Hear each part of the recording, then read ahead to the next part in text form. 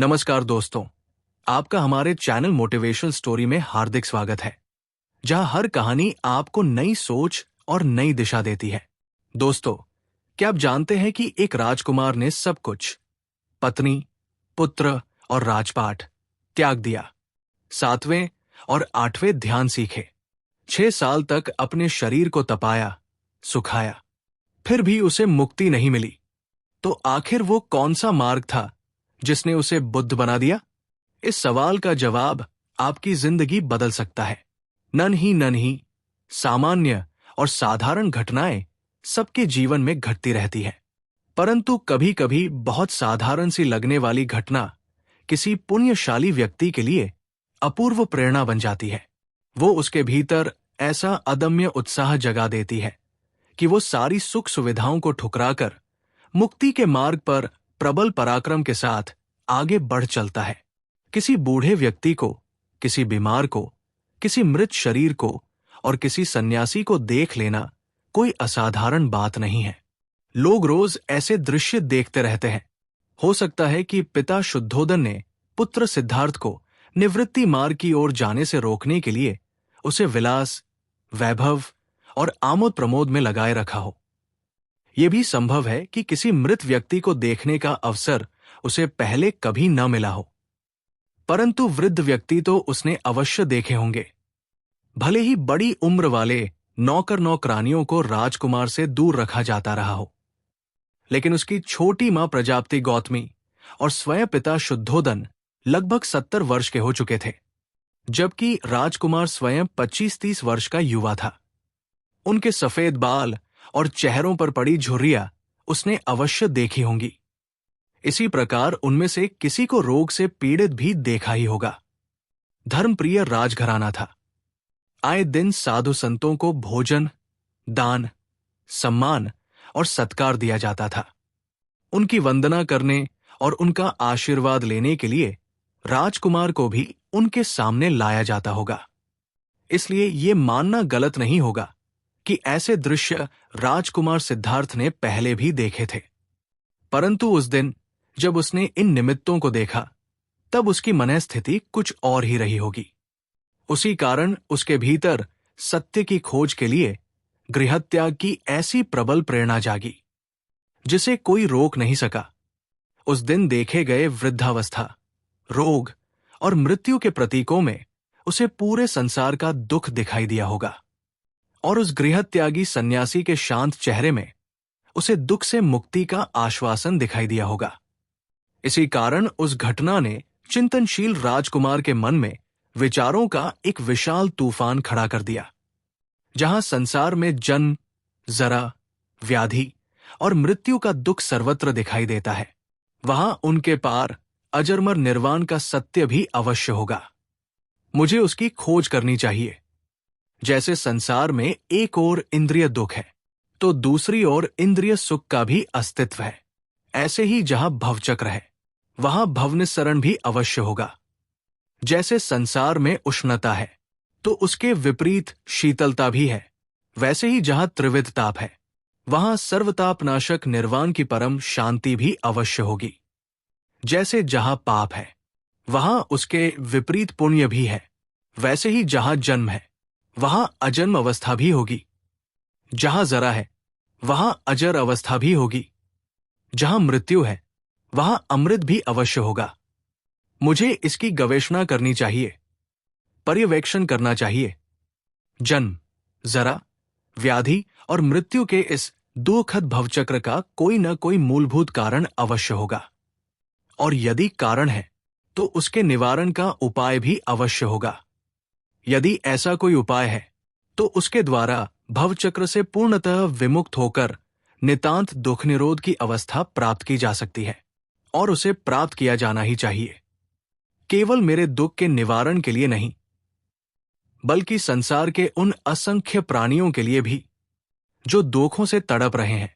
उनकी दुख विमुक्ति के लिए परम सत्य की खोज आवश्यक है। गंदगी से भरे व्यक्ति के लिए अपने मैल को धोने हेतु सरोवर तो है, पर यदि वो सरोवर को खोजे ही नहीं, तो दोष किसका? सरोवर का नहीं। प्राणघातक शत्रुओं से घिरे व्यक्ति के लिए भाग निकलने का मार्ग तो है, पर यदि वो उसे खोजे ही नहीं, तो दोष किसका? मार्ग का नहीं। आग की लपटों से घिरे घर से बाहर निकलने की राह तो है, पर यदि कोई उसे जानने का प्रयास ही न करे, तो दोष किसका? राह का नहीं। रोग दूर करने के लिए चिकित्सा तो है, पर रोगी उसे अपनाए ही नहीं, तो दोष किसका? चिकित्सा का नहीं। जन्म जन्मांतरों के भवचक्र से पीड़ित व्यक्ति के लिए क्लेश निवारण का मार्ग भी है, पर यदि वो उस मार्ग की खोज ही न करे, तो दोष किसका? मार्ग का नहीं। और ये खोज घर बैठे नहीं हो सकती। गृहस्थ जीवन में धर्म के नाम पर अधिकतर कर्मकांड ही चलते हैं। उनमें परम सत्य को खोजना निस्सार में सार खोजने जैसा है। पिता ने तत्कालीन दर्शन शास्त्रों के आचार्यों को बुलाकर विभिन्न दार्शनिक मान्यताओं पर विचार विमर्श के अवसर दिए, पर केवल चिंतन और मनन से परम सत्य की उपलब्धि हो जाए, ये संभव नहीं। पूर्वकाल के मुक्त महापुरुषों ने सत्य का साक्षात्कार स्वयं किया था और अपने भीतर किया था। मुझे भी यही करना होगा। परम सत्य की खोज अपने भीतर करनी होगी। इसके लिए ऐसी वैज्ञानिक विधि खोजनी होगी जिससे भीतर गहराई में उतरा जा सके, और उसके निरंतर अभ्यास के लिए अनुकूल वातावरण चाहिए, जो इस राजसी वैभव और बाहरी चकाचौंध में संभव नहीं। परम सत्य की खोज की इस तीव्र अभिलाषा को इन साधारण प्रतीत होने वाले 4 प्रसंगों ने कितना बल दिया। अत्यंत सुंदर, रूपवती और सेवाभावी पत्नी यशोधरा का आकर्षण और नवजात शिशु राहुल का मोह भी।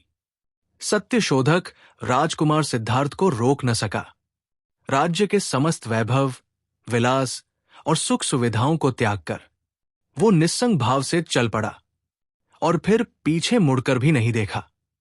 परम सत्य की खोज में निकला हुआ ये मुमुक्षु राजकुमार अनेक स्थानों पर भटका, अनेक प्रकार के प्रयोग किए।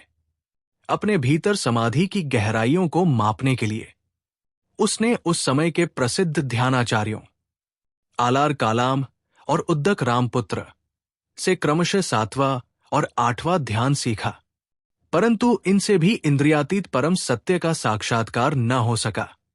ये उस समय की ध्यान साधना की अत्यंत ऊंची अवस्थाएं थी। पहले से चौथे ध्यान तक साधक अपने भीतर केंद्रित होता है और 5वें से 8वें ध्यान तक चेतना को अनंत तक विस्तृत करने का अभ्यास करता है। इन ध्यानों में मिट्टी, जल, अग्नि, वायु तथा विभिन्न रंगों और प्रकाश को आलंबन बनाया जाता था।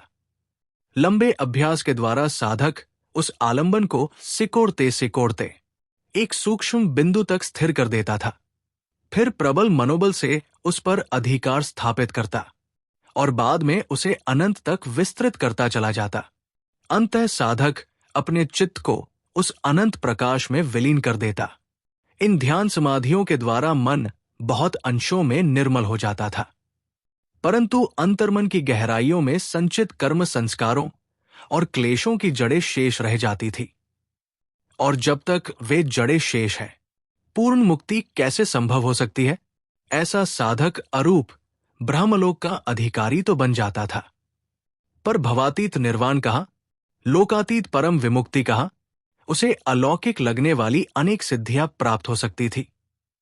पर नित्य, शाश्वत और ध्रुव परम शांति कहा, जब तक कर्म और क्लेश शेष है, तब तक भवचक्र और द्वचक्र चलता ही रहता है। जो व्यक्ति परम विमुक्ति का अन्वेषी हो, वो भला यहां कैसे रुक सकता था? उन ध्यानाचार्यों के पास गहरे सुषुप्त क्लेशों को समाप्त करने की कोई विधि नहीं थी। इसलिए राजकुमार सिद्धार्थ आगे बढ़ा अन्य साधनों की खोज में। उन दिनों एक प्रबल मान्यता थी कि शरीर को कठोर कष्ट देने से, उसे यंत्रणा पहुंचाने से कर्मों का मैल नष्ट हो जाता है। क्यों न इसे भी आजमा कर देखा जाए? असीम वैभव और विलास में पले हुए उस सुकुमार राजयोगी ने इस दुष्कर तपश्चर्या में भी स्वयं को पूरी दृढ़ता से लगा दिया। उसने उस समय प्रचलित सभी प्रकार के देहदंडों और कठोर तपों का अभ्यास करके देखा। अनेक प्रकार से शरीर को कष्ट दिए, कई दिनों तक कांटों की शैया पर सोया, कड़ाके की ठंड में भीगे हुए वस्त्रों पर रात बिताई। शीतकाल में रात भर खुले मैदानों में रहता और दिन में सीलन भरे घने जंगलों में।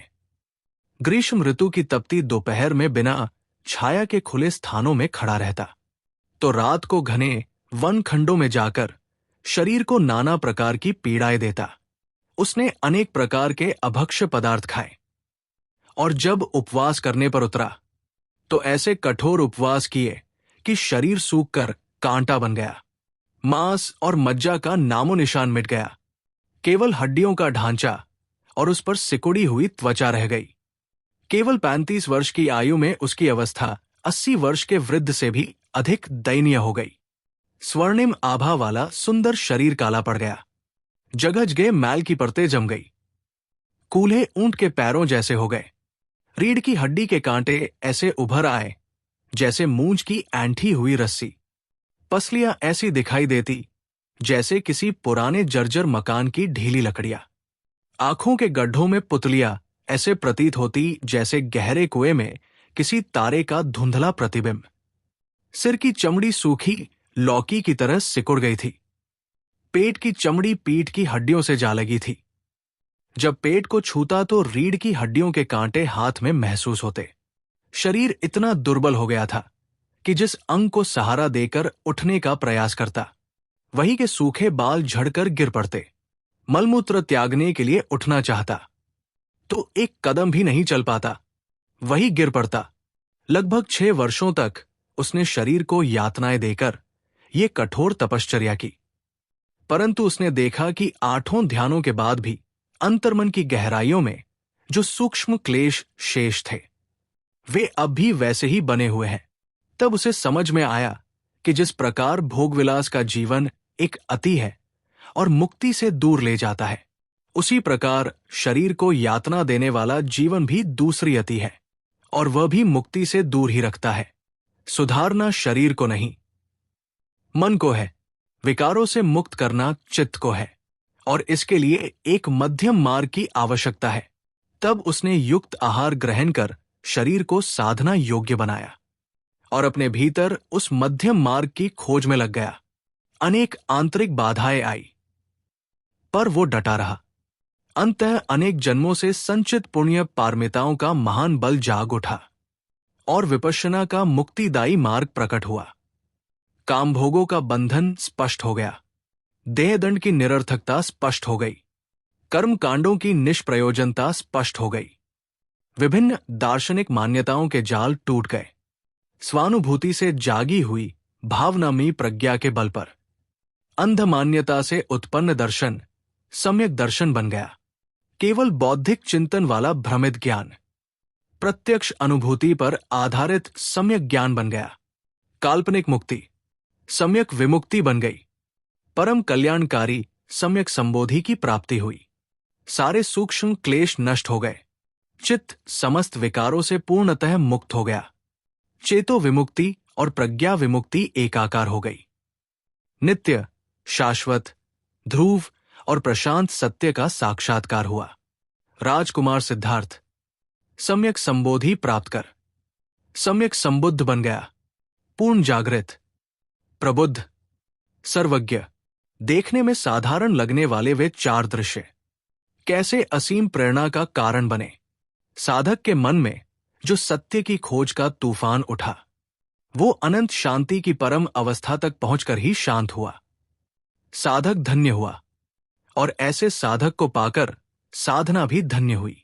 वो केवल अपनी मुक्ति का कारण नहीं बना, बल्कि करोड़ों लोगों की मुक्ति और कल्याण का प्रेरणा स्रोत बन गया।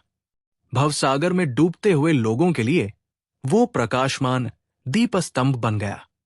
हमारे भीतर भी ऐसी मंगलमयी प्रेरणा जागे जो असीम शुभ फलदायी हो। तो दोस्तों, ये थी बुद्ध की उस महान यात्रा की कहानी जो 4 साधारण दृश्यों से शुरू हुई।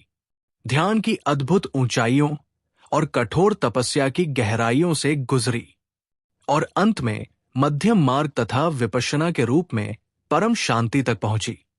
S.N. गोएनका हमें यही सिखाते हैं, ना अति भोग, ना अति क्लेश, बस अपने भीतर झांकना सीखो। जैसे बुद्ध ने अपने भीतर सत्य खोजा, वैसे ही तुम भी खोज सकते हो। दोस्तों, अगर हमारी वीडियो अच्छी लगी हो तो कृपया हमारे चैनल को सब्सक्राइब करें और हमारी वीडियो को लाइक और शेयर करना न भूलें। धन्यवाद।